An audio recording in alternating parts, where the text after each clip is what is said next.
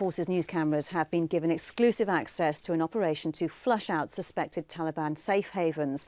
Our reporting team joined the 9th 12th Royal Lancers, who are attached to 7th Armoured Brigade, the Desert Rats. Charlotte Cross reports. In the very centre of Helmand's second largest town, Gereshk, A Squadron share their base, known as Kambarak 2, with the ANA. While we're there, reports come in the ANA have found 2 IEDs at a checkpoint 6 kilometres away.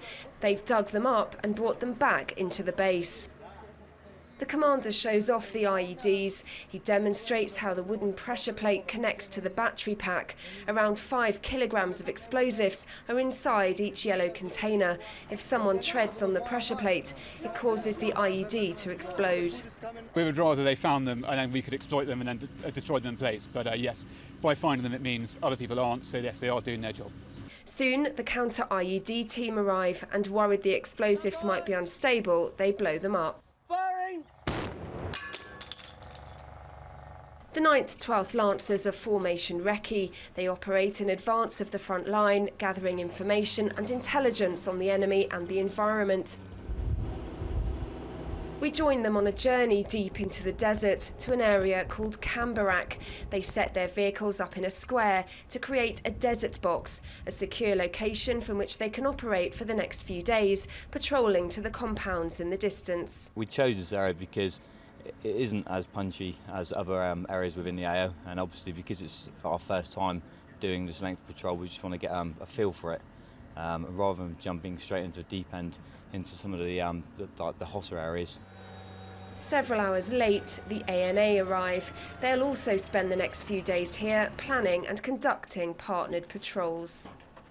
We're willing to learn with a bit of work and actually getting to grips with them, learning how we do things. And obviously as well, what they bring to the party is obviously having the Afghan face on things. It does help, so it's a bit of give and take and just a lot of patience. We set off towards the nearest compounds. When we reach the first one, the ANA take the lead and go inside. But it's empty, so we move on. We come across some farmers working in their fields, and the ANA and the troop leader go forward.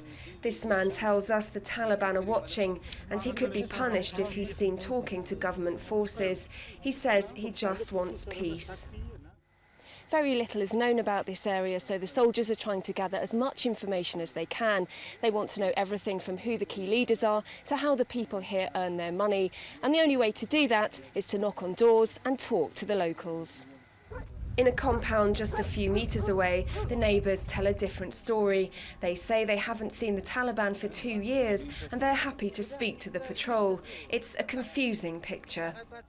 It is very difficult, and they all do, as we do back in England, have different views about things next door neighbours-wise. But I think the important thing is that by getting a general idea for the area and by listening to our ANA partners and what they judge is important, from that we'll be able to get good answers. The troop will spend several days here. They hope to build up trust with the local people, thereby gaining more information about the insurgency. By coming here and understanding what the locals want and what the locals need, we can best assess where the insurgent threat is likely to come from. We tend to find that the more fragmented villages, the villages where there is less community, less bonding, will be where the insurgents will seek to bed down. And if they seek to bed down here, then they seek to attack close to these sort of villages. So that's really where our interest lies. I think it's a good area for them to operate through, and this kind of area where there's not so much ANA influence would be a good passing through area, which has been confirmed by what the people have said in the village today, that the insurgents do pass through this area.